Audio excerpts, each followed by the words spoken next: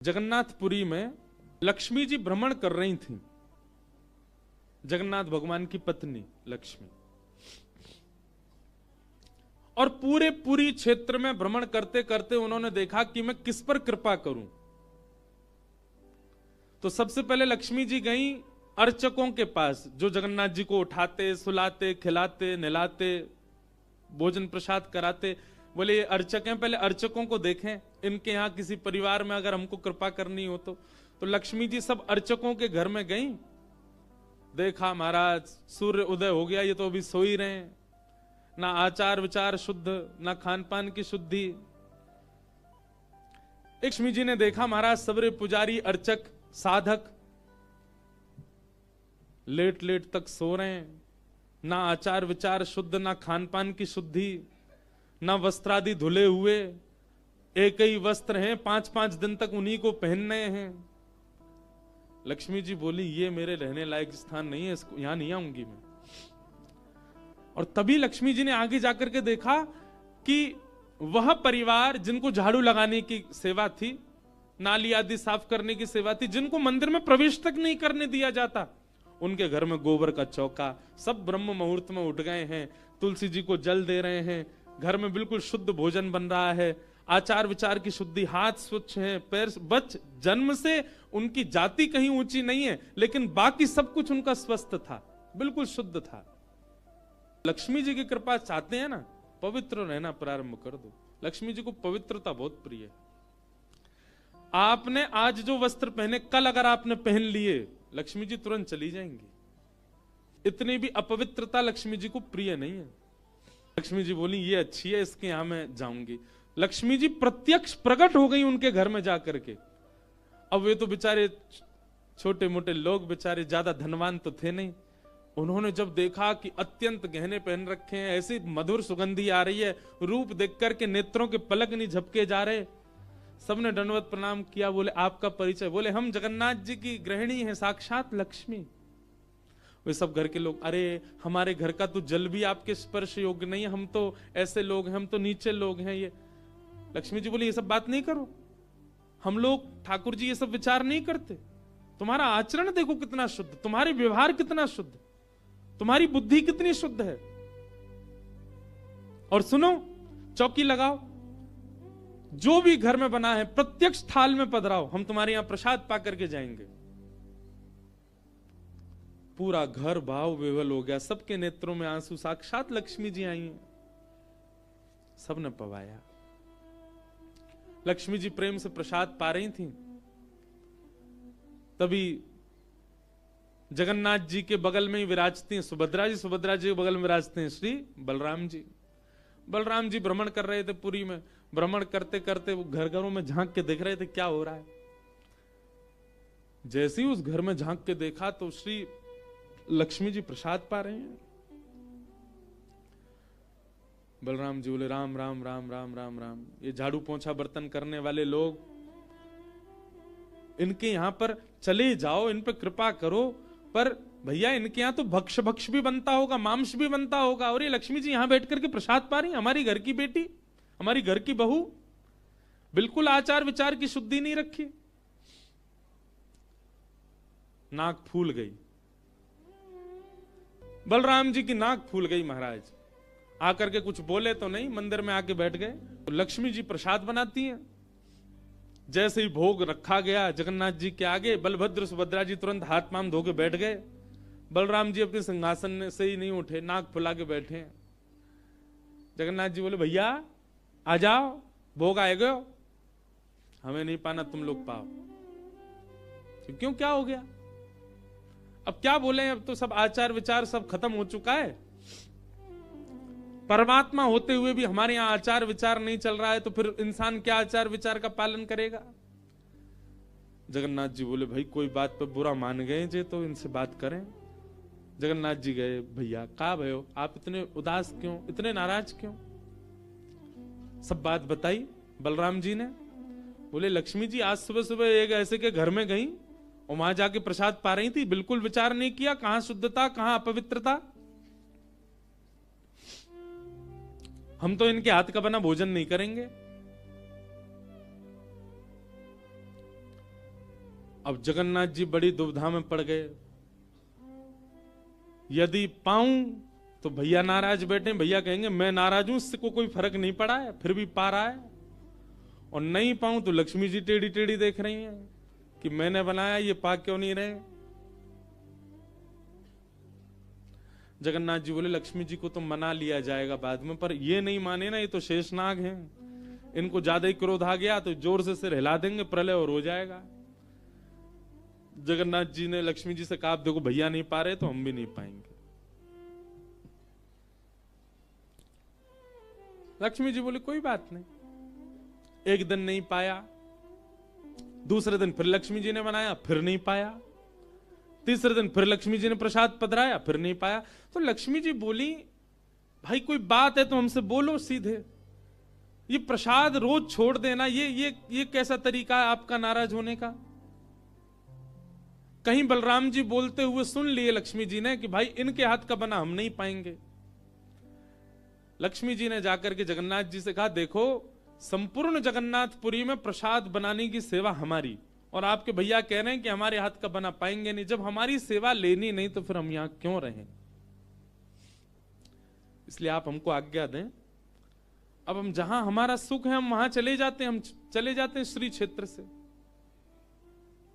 जगन्नाथ प्रभु कुछ, अच्छा जगन्नाथ जी को भी लीला करनी है इसलिए वो कुछ नहीं बोले। अब कुछ नहीं बोले तो लक्ष्मी जी समझ गई, बोले मौन मतलब हां ही होता है। लक्ष्मी जी बोले ठीक है आप लोग शयन करो, रात्रि का समय, बलभद्र सुभद्रा जगन्नाथ जी के कपाट बंद हो गए। लक्ष्मी जी बोली अब हम जा रही हैं, और मंदिर से श्री लक्ष्मी जी चली गई। प्रातः काल ब्रह्म मुहूर्त का समय हुआ। महाराज जगन्नाथ जी बलराम जी जैसे ही उठे तो क्या पाया, नीचे फर्श पे पड़े थे। कहां सोने के सिंहासन पर सोते थे, सोने के बिस्तर पर सोते थे, बढ़िया लत्ता पहन के रहते थे, गले में स्वर्ण की मालाएं, हाथ में स्वर्ण के कड़ूला, पाम में स्वर्ण के कड़ूला आदि सब पहन के सोते थे।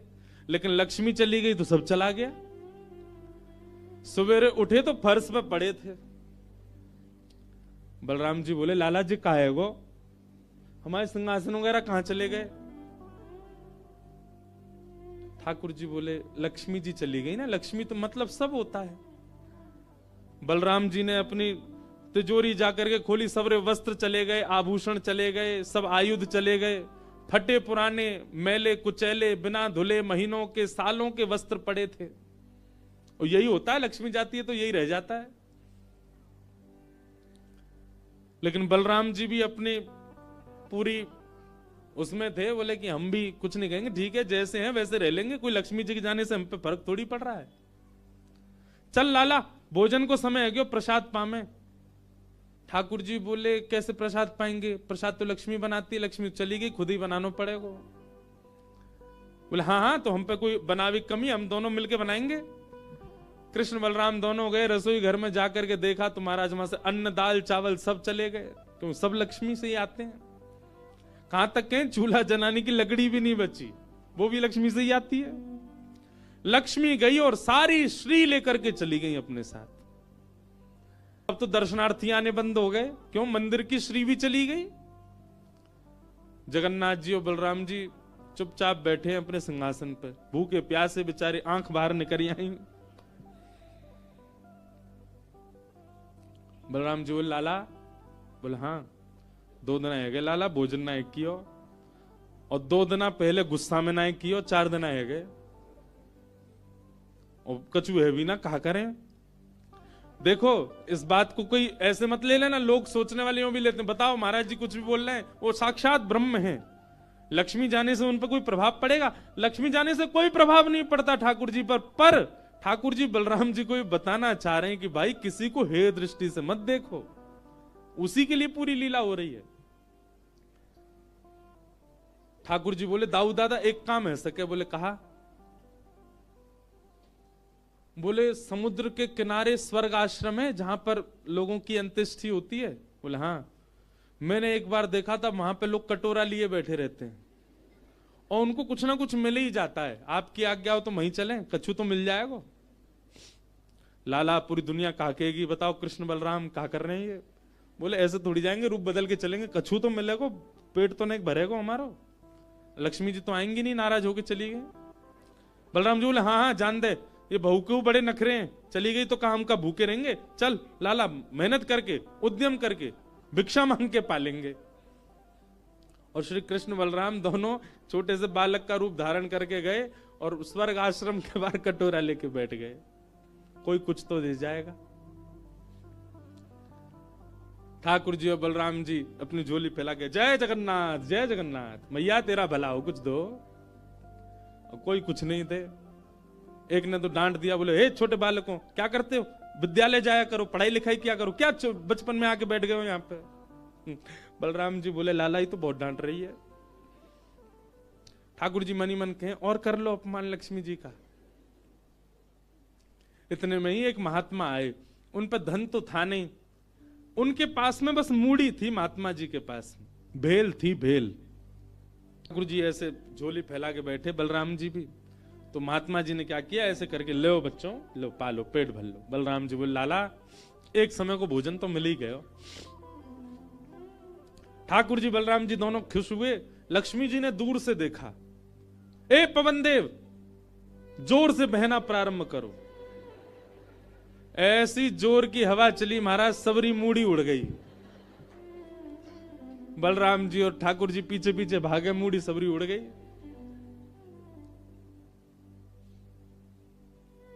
बलराम जी बोले लाला ये क्या हो गया। बोले भैया हम संकोच में कुछ कहते नहीं, आप बड़े भैया हो, पर हम एक बात कहें, ये लक्ष्मी के बिना सब हाल हो रहा है हमारा। ठीक है बहू है, आपने समझा देते, आप भी बिल्कुल नाक फुला के बैठ गए, गुस्सा है के बैठ गए, चली गई बेचारी। यदि वे प्रसन्न हो जाए तो फिर सब ठीक है जाएगा। अरे ना बेटा कोई बात नहीं, हम तो क्षमा मांग लेंगे, तेने पहले क्यों ना कही मोते। ठाकुर जी बोले अब कोई बात नहीं, अब चलते हैं, ढूंढे उनको कहां है। पूरे पुरी में ढूंढा, कहां है लक्ष्मी जी। लक्ष्मी जी उसी कन्या के घर में थी, उसी घर में थी जहां देख करके बलराम जी को हीन भावना आ गई थी। बलराम जी लेके गए, लाला यही घर में बैठी जब मैंने देखी काई। वहां जाकर के देखा तो महाराज उस घर में बिल्कुल जैसे मंदिर की रौनक होती है, ऐसी रौनक उस घर की हो रही थी। फर्श लगे हुए हैं, बढ़िया सोने चांदी के बर्तन रखे हैं, एक जगमगा रहा है मणियों से पूरा घर भवन। और बाहर बैठ करके उस महिला के जिसके ऊपर कृपा की थी लक्ष्मी, उसके बालक भर भर के सामग्री दे रहे हैं लोगों को, भोजन की सामग्री, वस्त्र ले जाओ, ये ले जाओ, कोई गरीब कन्या के लिए धन ले जाओ, राशि ले जाओ, सोने की मोहर ले जाओ। लक्ष्मी जी बैठी है घर में। ठाकुर जी बोले अब लक्ष्मी जी तो नाराज हैं, भैया एक काम करें हम भी लाइन में लग जाएं, कछु मांग लें, लेके चल दें। जैसे ही ठाकुर जी और बलराम जी लगे कतार में, भीतर से लक्ष्मी जी को देख के दया आ गई। मेरे प्राणनाथ ये चाहे तो सर्वसमर्थ हैं, परंतु बलराम जी को बताने के लिए पूरी लीला कर रहे हैं। लक्ष्मी जी तुरंत बाहर आई और दोनों को इशारा किया, आप लोग इधर आओ। बलराम जी बोले देख बहू तू नाराज मत हो, हम ते गलती है गई, और वैसे गलती तेरी भी कम नहीं, तो को नहीं जानो चाहिए ऐसी जगह। लक्ष्मी जी बोली दाऊ दादा ठाकुर जी के लिए सब अलाव है, हमारे लिए इतने बंधन। वे किसी भी भक्त पर कृपा करने जा सकते हैं, वहां पर जात पात नहीं देखी जाती, वहां पर यह नहीं देखा जाता कि भजने वाला कौन है, ब्राह्मण है, क्षत्रिय, वैश्य कौन है, सब पर वो अनुग्रह कर सकते हैं। तो फिर हमारे ऊपर इतनी रोक टोक क्यों। और किसी के जन्मगत व्यवहार से उसका पूरा जीवन नहीं आंकना चाहिए, उसके स्वभाव व्यवहार से देखना चाहिए कि वो है कैसा। कहां आप कहते हैं कि ब्राह्मण सर्वश्रेष्ठ, और वो देर देर तक सो के उठ रहे हैं, उनके यहां शुद्धि नहीं, वस्त्र 4-4 दिन तक पहन रहे हैं, एक महीना एक ही धोती में निकाल रहे हैं। आप कह रहे हैं कि वो श्रेष्ठ, और ये लोग जो इतनी पवित्रता का ध्यान रखते हैं, इन पर कृपा ना हो। हमारे अनुसार तो जो अपने कर्म से शुद्ध है वो शुद्ध है। बलराम जी और ठाकुर जी दोनों मान गए, जैसी आपकी इच्छा। बोले नहीं आज के बाद हम आपसे एक नियम चाहते हैं। क्या। बोले श्री जगन्नाथपुरी में नियम कर दीजिए। बोले क्या। जिस महाप्रसाद को ब्राह्मण पाएगा उसी महाप्रसाद को शूद्र भी पाएगा, दोनों को समान फल मिलेगा। और यहां महाप्रसाद का ऐसा नियम रखा जाए